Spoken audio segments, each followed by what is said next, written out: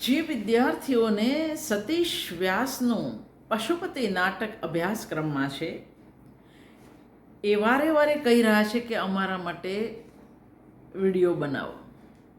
હું આજે તમને જે મદદ કરી રહી છું એ ડૉક્ટર રાજેન્દ્ર મહેતા એમના નાટકના પુસ્તકમાંથી, એમના નાટકના પુસ્તકનું નામ છે નાટ્ય રાગ, અને એ પુસ્તક રન્નાદે પ્રકાશનનું છે. મળે તો શોધો. આ લેખ રાજેન્દ્ર મહેતાનો છે અને હું એમાંથી પશુપતિ વિશે વાત કરીશ. થોડીક વાત મહેશ ચંપકલાલે કરી છે એની પણ કરીશ. સતીશ વ્યાસનું પશુપતિ નાટક 2000ની સાલમાં પ્રકાશિત થાય છે. છેલ્લા 30-35 વર્ષમાં સતીશભાઈ પાસેથી અંગુલીમાલ, કામરૂ, જળને પડદે, ધૂળનો સૂરજ, અમે અહીંથી નહીં જઈએ તથા મેં ગણદેવીનો ગલ્લો એવા 5 થી 7 નાટકો આપણને મળે છે. નાટ્યકાર તરીકેની ઉજ્જવળ પ્રતિભાના દર્શન કરાવનાર સતીશ વ્યાસ છેલ્લા 35 વર્ષના આપણા મહત્ત્વના નાટ્યકાર છે. મધ્યકાલીન પરંપરામાં ઉલ્લેખિત રૂપ પરિવર્તનના કથા ઘટકના આધારે એમનું દ્વિઅંકી નાટક પશુપતિ રચાયું છે. પુરુષના પશુમાં રૂપાંતરનું કથાનક ટોટલ થિયેટરની વિભાવના સાથે આલેખાયું છે. લગ્નની પ્રથમ રાત્રે પતિ ઋષભને આંખલામાં ફેરવાતો જોઈ છળી જતી મલ્લિકા ધીરે ધીરે એના પશુરૂપથી અને એના પાશવી પ્રેમ આક્રમણથી ટેવાવા લાગે છે, અને એ એટલી હદે કે સામાન્ય ઋષભનો સ્પર્શ એને અપૌરુષિક લાગે છે, કિશોર સહજ લાગે છે. આંખલામાં પરિવર્તિત થઈ જતા ઋષભના જે છીકોટાથી મલ્લિકા આરંભે ડરી જાય છે, એ જ છીકોટા બલ પ્રદર્શન પછીથી એને આકર્ષે છે.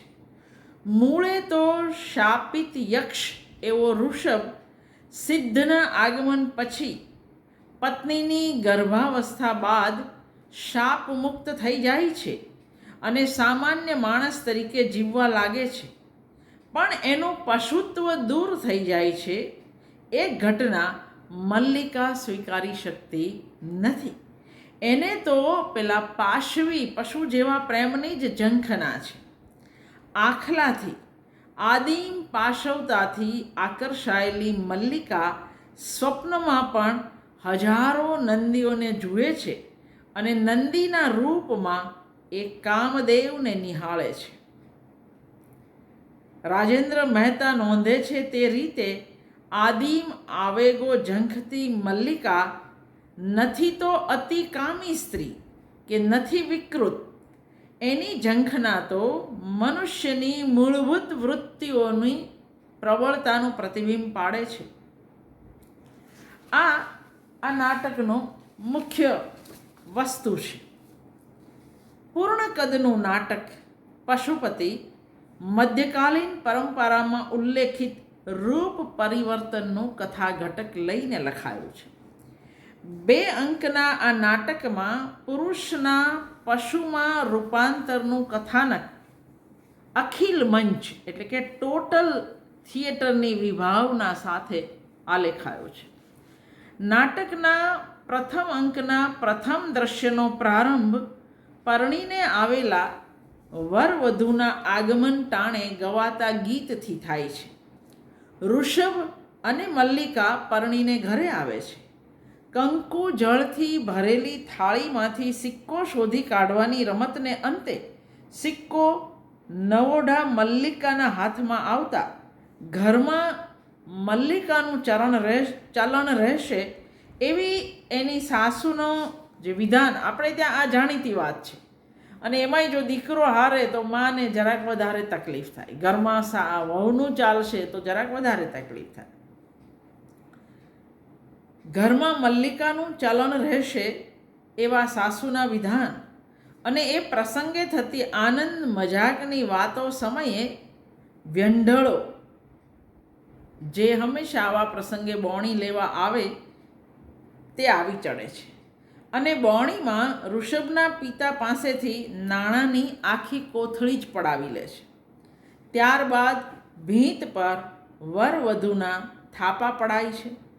ઋષભે ભીંતે મારેલો થાપો જોઈને એક પડોશણને એ થાપો માણસનો નહીં પણ માનવેતર પ્રાણીનો હોય એવો ભાસ થાય છે. ઋષભ અને મલ્લિકા હવે એમના શયનકક્ષમાં છે. મલ્લિકા નવોઢા સહજ લજ્જા અનુભવતી હોવાથી અહીં ઋષભ દ્વારા એક પક્ષી સંવાદ થયો છે. ઋષભ ગંજી અને લેંઘો ધારણ કરે છે ત્યાં અચાનક જ ઋષભમાં પરિવર્તન આવવાનું શરૂ થાય છે. એ ચારે પગે આંખલાની જેમ છીકોટા નાખે છે. એને શિંગડા અને પૂંછડું ફૂટી નીકળે છે. ઋષભનું આ બદલાયેલું રૂપ જોઈ મલ્લિકા છળી મરે છે અને ચીસ પાડી એ શયનકક્ષની બહાર જતી રહે છે.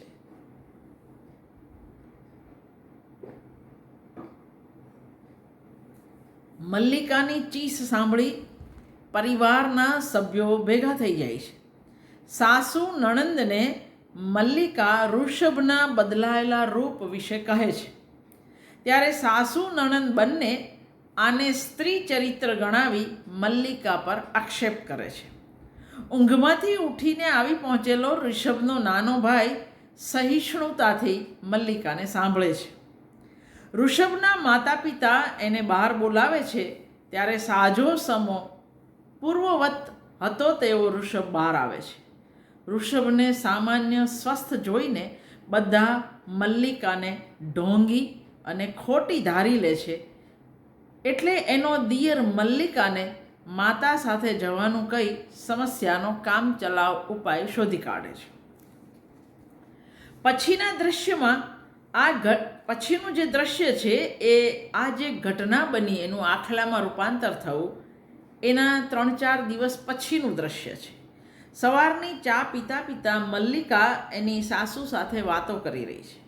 મલ્લિકાએ આદર્શ પુત્રવધૂની જેમ ઘરનું તમામ કામકાજ સંભાળી લીધું છે અને એટલે સાસુ એના પર પ્રસન્ન છે.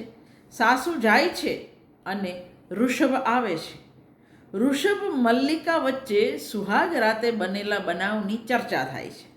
ઋષભ મલ્લિકાના મનમાંથી ભય દૂર કરવાનો પ્રયત્ન કરે છે કારણ કે એ તો એવું જ માને છે કે મોટા ભાગની યુવતીઓની જેમ મલ્લિકા પણ પ્રથમ મિલન વિશે કોઈ ગ્રંથિ કે પૂર્વધારણા ધરાવતી હશે એટલે ડરી ગઈ.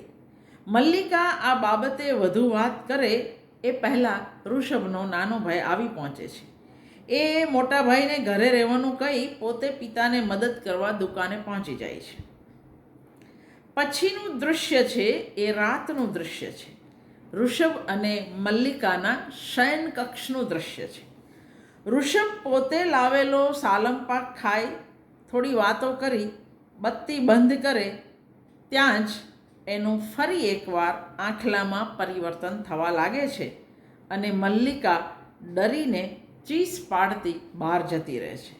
પરિવારના સભ્યો ફરીવાર એકઠા થઈ જાય છે. આ વખતે પણ નણંદ મલ્લિકાના ચરિત્ર પર આક્ષેપ કરે છે, જેમાં એના પિતા એટલે કે મલ્લિકાના સસરા પણ જોડાય છે અને મલ્લિકાને પિયર મોકલી દેવાનું સૂચન થાય છે. ઋષભના નાના ભાઈને બોલાવવામાં આવે છે. ભાભી પ્રત્યે સહાનુભૂતિ ધરાવતો દિયર મલ્લિકાને પૂછે છે ત્યારે મલ્લિકા આંખલામાં બદલાઈ જતા ઋષભના પરિવર્તન વિશે કહે છે. દિયર આ સમસ્યાના ઉકેલ માટે ગામના વશરામ નામના ભુવાને બોલાવવા માંગે છે. એના પિતા એને સૂચન કરે છે કે અત્યારે જ ભુવાને બોલાવો. દિયર ભુવાને બોલાવવા જાય છે. દરમિયાન ઋષભ તો પાછો સ્વસ્થ પૂર્વવત હતો એવો જ બહાર આવે છે અને પોતે આખલો બની જાય છે એવું મલ્લિકાનું કથન સાંભળી એને આશ્ચર્ય થાય છે.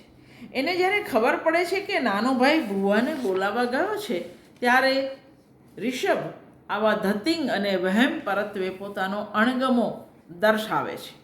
ભૂવો આવી પહોંચે છે ત્યારે ઋષભને એના પિતા અંદર દોરી જાય છે.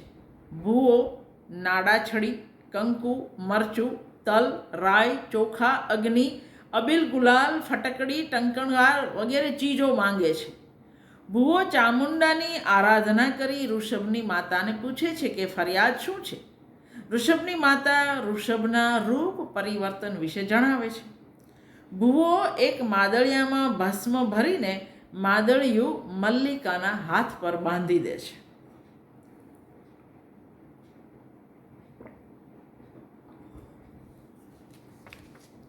આના પછીના દૃશ્યમાં મલ્લિકાના હાથ પર બંધાયેલું માદળિયું જોઈ ઋષભ મલ્લિકાને પૂછે છે કે એને આ પ્રકારના વિધિ વિધાન પર શ્રદ્ધા છે. મલ્લિકા જવાબમાં કહે છે કે ઘરના સભ્યોના આગ્રહથી પોતે માદળિયું બાંધ્યું છે. ઋષભ આગ્રહપૂર્વક એ માદળિયું કઢાવી નાખે છે અને ધીમે ધીમે આખલામાં પરિવર્તિત થઈ જાય છે. આ વખતે મલ્લિકા ડરતી નથી. એ ધીમે ધીમે આખલામાં બદલાઈ ગયેલા ઋષભના એટલે કે આખલાના અંગો પર હાથ ફેરવે છે. ઋષભનું માથું પોતાના ખોળામાં મૂકે છે અને ત્યાં આ દૃશ્ય પૂરું થાય છે. પછીનું દૃશ્ય બીજા દિવસની સવારનું છે. મલ્લિકાની સાસુ મલ્લિકા સાથે ભાવપૂર્વક વાતો કરે છે. એની તબિયત વિશે પૂછે છે. ઋષભ હજુ ઘસઘસાટ ઊંઘી રહ્યો છે. ઋષભના પિતા ભાઈ પણ આવીને સાસુ વહુની વાતચીતમાં જોડાય છે. સાસુ ભાદરવા મહિનામાં કરવા પડતા ગોત્રાટના વ્રતની વાત કરે છે. આ વ્રતમાં પત્નીએ ગાયની નીચેથી પસાર થવાનું હોય છે જેથી પતિનું આયુષ્ય વધે. આ પ્રકારની વાતચીત દરમિયાન સાસુ મલ્લિકાને માદળિયા અંગેના ઋષભના પ્રતિભાવ વિશે પૂછે છે. ત્યાં જ ઋષભ હાથમાં માદળિયું લઈને બહાર આવે છે અને પોતે આ પ્રકારની મેલી વિદ્યા કે મંત્ર તંત્રમાં માનતો નથી એટલે મલ્લિકાને આ માદળિયું પહેરવા નથી દેવાનો એવો પોતાનો નિર્ણય જાહેર કરે છે. એની માતા એના આ નિર્ણય પાછળ વહુનો વળગાડ હોવાનું માને છે. છેવટે મલ્લિકા માદળિયાના પ્રશ્ને ઝઘડો ન થાય એ હેતુથી સામે ચાલીને માદળિયું બાંધવાનું સ્વીકારી લે છે. ઋષભને એની માં ગોત્રાટના વ્રત વિશે માહિતી આપે છે. ત્યારે ઋષભ પોતે આ બધામાં માનતો નથી એટલે વ્રત સમયે હાજર નહીં રહે એવું કહે છે. તરત જ ગોત્રાટ વિધિનું દૃશ્ય આરંભાય છે. વિધિ કરાવવા માટે ગોર હાજર છે અને તમામ પરિવારજનો તથા પડોશીઓ પણ હાજર છે. ગોરની સૂચના મુજબ મલ્લિકા વિધિ કરતી જાય છે. વિધિ પૂરી થાય એના પછી ઋષભને બોલાવવામાં આવે છે. ઋષભને જોઈને જ ગાય ભડકીને તોફાન કરવા લાગે છે. ઋષભ હેબતાઈ જાય છે. ભડકેલી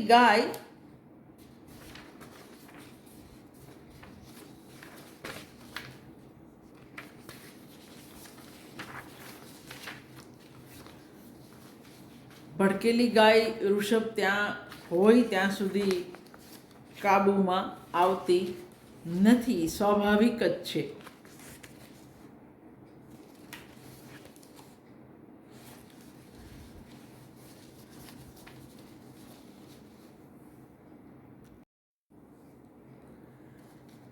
મલ્લિકાને પછીના 2 કે 3 દ્રશ્યો પછી એના અનુભવ વિશે પ્રશ્નો પૂછાય છે. મલ્લિકાના સાસુ સસરા વૈદ સાથે સામાન્ય વાતો કરે છે. વૈદ જુદા જુદા બહાના કાઢી ઋષભના માતા પિતાને બહાર મોકલી દે છે અને ઋષભને બહાર ધ્યાન રાખવાનું કહી પોતે મલ્લિકાને તપાસવા અંદર જાય છે. મલ્લિકાના હાથ આંખ તપાસતા વૈદરાજ મલ્લિકાને સંકોચ દૂર કરવા કહે છે, પણ મલ્લિકાને વૈદનો સ્પર્શ ખરબચડો વૃક્ષ લાગે છે. વૈદ મલ્લિકાને પોતાની આંખમાં જોવાનું કહે છે.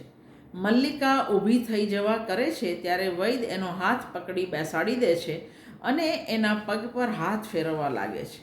પછી મલ્લિકાને પલંગ પર સુવડાવે છે અને એની ઉપર ઢળી જાય છે ત્યારે મલ્લિકા એને ધૂતકારીને કાઢી મૂકવા કરે છે. આ ક્ષણે ઋષભ વૈદનું પણ આંખલામાં રૂપાંતર થવા લાગે છે. મલ્લિકા ચીસ પાડે છે તેથી ઋષભ અંદર ધસી આવે છે.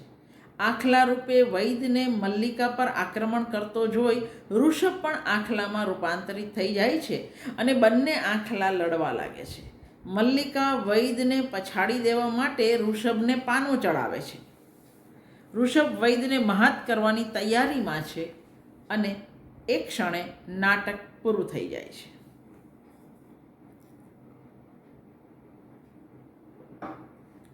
મલ્લિકાને ઋષભ પશુ રૂપે જ હવે સંતોષ આપે છે, એટલે એનો કોઈ ઉપાય કરે તે હવે મલ્લિકાને પણ મંજૂર નથી. મનુષ્યની આદિમતા, પાશવતા અને પૌરુષને આલેખવાનો નાટ્યકારનો પ્રયાસ આ નાટકને જુદું જ પરિમાણ બક્ષે છે. જાતિ પરિવર્તન અને રૂપ પરિવર્તનનું અહીં અપનાવાયેલું કથાઘટક 2 અંકના સીમિત ફલક પર આલેખી નાટ્યકારે એને વધુ સંકુલ અને ચુસ્ત બનાવ્યું છે. લગ્નની પહેલી રાત્રે પતિને આંખલામાં ફેરવાતો જોઈને છળી જતી મલ્લિકા ધીરે ધીરે એના પશુરૂપથી અને એના પાશવી પ્રેમ આક્રમણથી એવી તો ટેવાઈ જાય છે કે પછી એને સામાન્ય નોર્મલ ઋષભનો સ્પર્શ અપૌરુષિક અને કિશોર સહજ લાગે છે.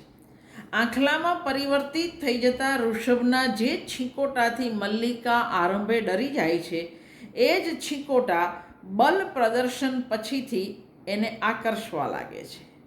મૂળ તો શાપિત યક્ષ એવો ઋષભ સિદ્ધના આગમન પછી પત્નીની ગર્ભાવસ્થા બાદ શાપ મુક્ત થઈ જાય છે અને સામાન્ય માણસ તરીકે જીવવા લાગે છે. પણ એનું પશુત્વ દૂર થઈ જાય એ ઘટના મલ્લિકા હવે સ્વીકારી શકતી નથી. એને તો પાશવી પ્રેમની જ ઝંખના કહો કે દખના છે. આંખલાથી આદિમ પાશવતાથી આકર્ષાયેલી મલ્લિકા સ્વપ્નમાં પણ હજારો નંદીઓને જુએ છે અને નંદીના રૂપમાં એ કામદેવને જુએ છે. મલ્લિકાનું ચરિત્ર અપૂર્વ છે.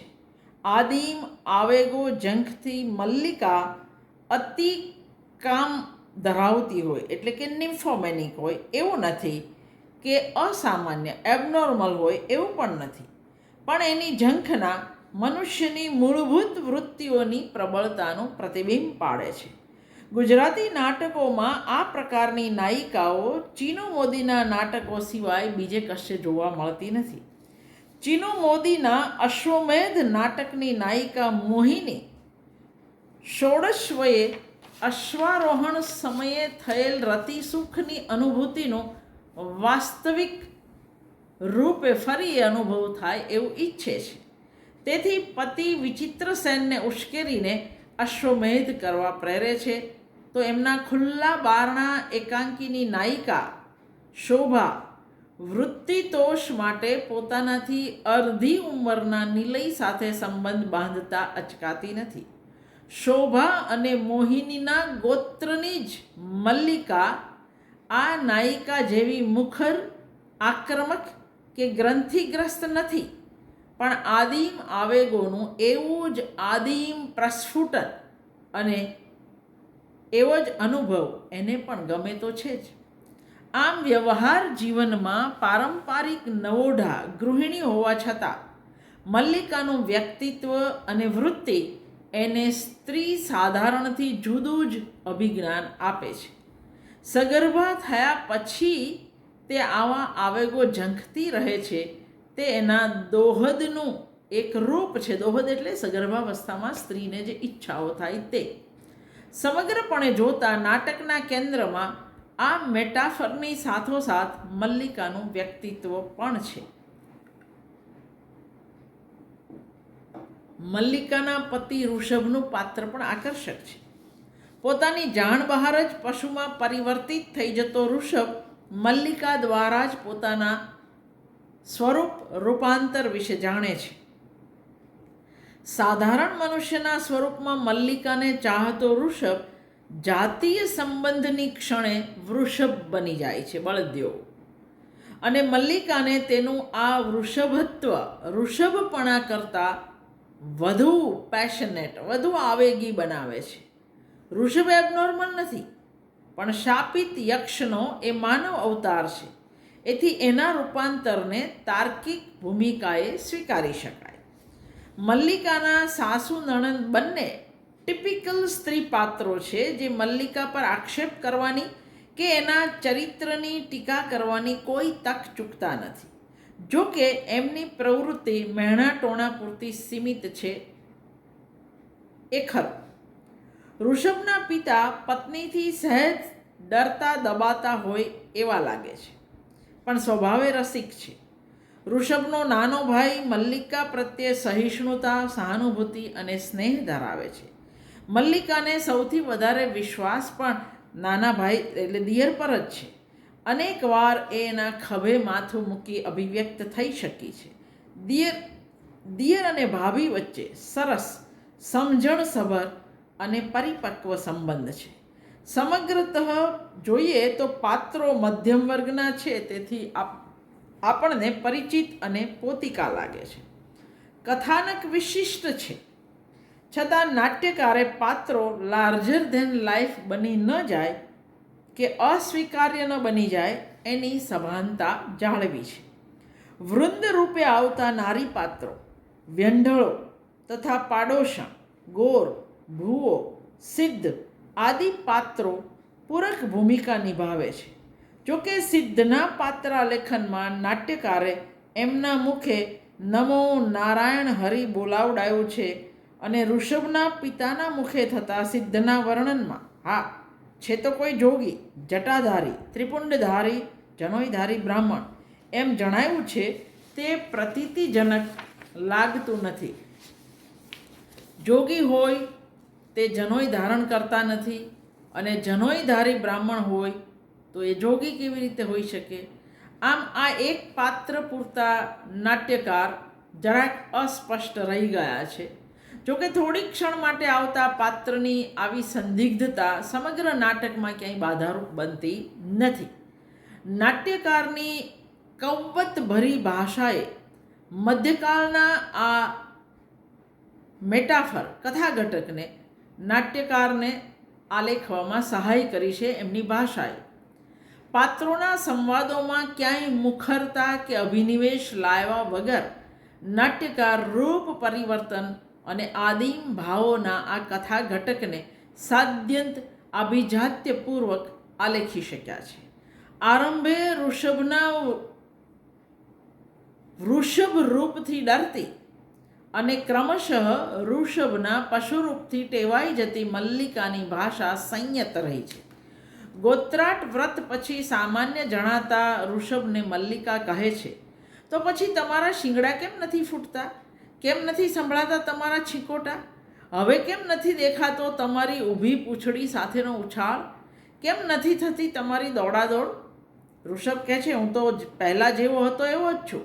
મને લાગે છે કે બદલાઈ છે હવે તારી નજર. હા, ચોક્કસ તારી નજરમાં પરિવર્તન આવ્યું છે. મલ્લિકા: ના ના, પશુ પણ સ્પર્શ ઓળખે છે, ત્યારે હું તો નારી. હું સ્પર્શ ન ઓળખું તમારો? તમે પૂરેપૂરા બદલાઈ ચૂક્યા છો. આ તમારા ખભા પણ સાવ નાજુક થઈ ગયા છે, કોઈ નાજુક કિશોરના હોય ને એવા. આ તમારી ચીબુક પણ કેવી પોચી પોચી છે, અને અહીં બરડે પેલી ખૂંદ પણ નથી, અહીં પૂંછ પણ નથી. અવશ્ય તમે બદલાઈ ગયા છો. પતિના રૂપ પરિવર્તન સામે મલ્લિકાને ફરિયાદ તો છે, પણ એ ફરિયાદ આક્રોશ કે અભિનિવેશથી એ નથી વ્યક્ત કરતી. એમાં એના વ્યક્તિત્વનું આભિજાત્ય દેખાય છે. એ જ રીતે શિવ નંદી શિલ્પની પૂજા કરતી મલ્લિકા નંદીને સંબોધીને જે એકોક્તિ કહે છે, એમાં એની વિટંબણા અને વ્યથા બહુ ઓછા શબ્દોમાં પ્રગટ થઈ શકી છે. મલ્લિકા કહે છે, આ એકોક્તિ છે. જાણે બધી દિશાઓમાં નંદી એટલે બળદ, અને શિવ સાથે નંદી જોડાયેલો છે. નંદી તાંડવ જામ્યું છે. આ હું શું જોઈ રહી છું? સ્વપ્ન કે સત્ય? નંદીને સ્પર્શવા જાય છે. મારો હાથ તો જાણે હવામાં ફરે છે. કેમ કશું સ્પર્શતું નથી? આ તે વાસ્તવ છે કે ભ્રમણા? કેવી દ્વિધામાં નાખી છે મને મારા નંદીદેવ! કેવી વ્યથામાં ઢાળી છે મારા બલિવર! કેવી કથામાં બાંધી છે મારા વૃષભદેવ! ક્યારે થશે ઉગારો? ક્યારે થશે ઉગારો? મારી દિશાઓ ખાલી કરો, કાં મને મારી નક્કરતા આપો. આમ ખાલી ધૂમિલ આભાઓ ન રચો મારી સામે ઉખાસુરની. દૂર હટો મારી નજર સામેથી. મારા અહીં નંદીને કરાતા સંબોધનમાં પ્રગટતો સ્ત્રી સહજ લહેકો સમગ્ર સંવાદને વધુ રોચક અને ઓથેન્ટિક બનાવે છે, પ્રતીતિકર બનાવે છે. તો વશરામ ભુવાના આ સંવાદમાં લાવો એ ક્રિયારૂપ આજ્ઞાર્થે બોલાય છે, પણ ભુવાનું પાત્રત્વ વ્યક્તિત્વ એનાથી ઉઘડે છે. ભુવો કહે છે, લાવો નાડા છડી, કંકુ મરચું તલ રાઈ લાવો, ચોખાના દાણા લાવો, અગ્નિ લાવો, લાવો અબીલ ગુલાલ લાવો, લાવો ફટકડી લાવો, ટંકણ ખાર લાવો. આ લાવોનું આવર્તન ભુવાની ઉઘરાણીને સ્પષ્ટ કરે છે. મલ્લિકાની સાસુ નણંદના મોઢે બોલાતા સંવાદોમાં નારી સહજ લહેકા લહેજા મૂકી નાટ્યકારે પાત્રોને વધુ પ્રમાણભૂત બનાવ્યા છે. પૂર્ણ કદના પોતાના આ પ્રથમ નાટકમાં સતીશ વ્યાસે પદ્યનો સમુચિત વિનિયોગ કરીને ટોટલ થિયેટરની વિભાવના સાકાર કરવાનો પ્રયાસ કર્યો છે. અહીં સ્વરચિત અને શાસ્ત્રગત ઉભય પ્રકારનું પદ્ય છે. નાટકનો પ્રારંભ જ વનરાતે વનમાં મીંઢળ ઝાડેરા સૂકી ચણોઠડીની જાત, મીંઢળ પરણેને રૂએ ચણોઠડી, મીંઢળના ફાટ ગાત એવા પારંપારિક લગ્ન ગીતથી નાટકનો આરંભ થાય છે. વ્યંઢળોના મોઢે ગવાતું પદ્ય નાટ્યકારનું પોતાનું રચેલું છે, જે વ્યંઢળોની શૈલીને વ્યક્ત કરે છે. શિવનંદી શિલ્પની સામે મલ્લિકાના મુખે ગવાતું પદ્ય જુઓ. શિવજી નાના ને આ નંદી મોટા, કોના દર્શન છોટા ગણવા, કોના દર્શન મોટા, મનમાં ઉઠતા કેવા ગોટા, ક્ષણના પરપોટા, કોને પક્ષે વધતી સિલક, કોને પડતા તોટા. અહીં અંત્યાનુપ્રાસ અને આંતરપ્રાસની યોજના સુચારુ રીતે કરાઈ છે. આ ગાન પછી તરત જ મુકાયેલા શ્લોકોમાં નંદી અને શિવ બંનેની સ્તુતિ કરવામાં આવી છે. આ શ્લોક શાસ્ત્રોક્ત છે, જ્યારે શ્લોક પછી મૂકવામાં આવેલું પદ્ય નાટ્યકારનું સ્વરચિત પદ્ય છે. એમાં વર્ણસગાઈ, રવાનુકારી શબ્દો અને શિવ તાંડવ સ્તોત્ર જેવી સુખ્યાત રચના જેમાં નિબદ્ધ છે, તે પંચચામર છંદનું અપૂર્વ સંયોજન જોવા મળે છે. થરક ત્વચા, ધડક ધડક ઉર, તગત શીરા, ધગત ધરા, લસત બધા જ અંગ, ડસક ડસે છે કંઠ, ખણણ ખરી વજે, ધણણ બજે છે ઘંટ. આ છંદ નંદી તાંડવને વધુ દૃશ્યમાન બનાવી આપે છે અને નંદીઓથી ઉભરાતા દૃશ્યની અસરકારકતાને દ્વિગુણિત કરે છે. એ જ પ્રકારે ગોત્રાટ વિધિ વખતે ગોર મોઢે ઉચ્ચારાતા ગૌપૂજા એના મહાત્મ્યના શ્લોકો નાટકના કેન્દ્રીય ભાવને પોષક છે. પદ્ય અને ગદ્ય સંવાદ કળાનું સમતોલ આયોજન નાટકને વહેતું રાખે છે, પાત્રોની મનઃસ્થિતિને ઉદ્ઘાટિત કરે છે, તેમજ નાટ્યોચિત અસરકારકતા જન્માવે છે. નાટકની અંક યોજના અને દૃશ્ય યોજના સુવ્યવસ્થિત અને ગતિશીલ છે. બંને અંકોને નાના દૃશ્યોમાં વિભાજિત કરી નાટ્યકારે નાટકનો ટેમ્પો, ગતિ જાળવી રાખી છે. ગોત્રાટ વિધિનું એક દૃશ્ય ઘર પાછળના વાડામાં ભજવાય છે. એ સિવાયના બધા જ દૃશ્યો ઋષભના ઘરના એક જ પરિવેશ પર ભજવાય છે. તેથી મંચન વખતે સન્નિવેશ બદલવાની બહુ આવશ્યકતા રહેતી નથી. ઘરના શયનખંડ દીવાનખંડને મંચ પર ફ્રેમની મદદથી કે પડદાની મદદથી દર્શાવી શકાય. વળી દૃશ્ય પરિવર્તન પણ પ્રકાશ યોજનાની મદદથી સહેલાઈથી કરી શકાય એમ છે. શિવનંદી શિલ્પ સાથેનું મલ્લિકાનું દૃશ્ય અને તે પછીનું મલ્લિકાનું સ્વપ્ન દૃશ્ય એ હાઇલાઇટ જેવા છે. રંગમંચ પર બધી દિશાઓમાંથી ધસી આવતા નંદીઓ અને પાર્શ્વમાંથી ગવાતા શ્લોકો રોમહર્ષક વાતાવરણ રચે છે. સુશ્લિષ્ટ અને ચુસ્ત દૃશ્ય આયોજન તથા ઋષભ યક્ષની શાપ મુક્તિની ક્ષણે થતું અંક પરિવર્તન નાટ્યકારની નાટ્ય સૂઝ અને સજ્જતાનો પરિચય આપે છે. કાળક્રમે સંસ્કૃત થયેલા મનુષ્યમાં હજુ પણ પ્રાકૃત અને આવા પાશવી ભાવ પડેલા જ છે, જે કોઈ પણ ક્ષણે કોઈ પણ સમયે સપાટી પર આવી પણ શકે. આદિમ આવેગો અને પશુ જેવા ભાવો પરિચિત અને સંતુલિત હોય તો તે સ્વીકાર્ય બની શકે છે. અન્યથા મલ્લિકાએ ધૂતકારી કાઢેલા વૈદની જેમ આ ભાવો પણ અણગમતા અને અનિચ્છનીય બની રહે છે. આવા પ્રાકૃત ભાવો અને માનવ માત્રમાં રહેલી પશુતાના પ્રાગટ્યનું કથાનક લઈને આવતું આ નાટક નાટ્ય મર્મજ્ઞ સતીશ વ્યાસ પાસેથી બીજા મોટા નાટકોની અપેક્ષા જન્માવે છે.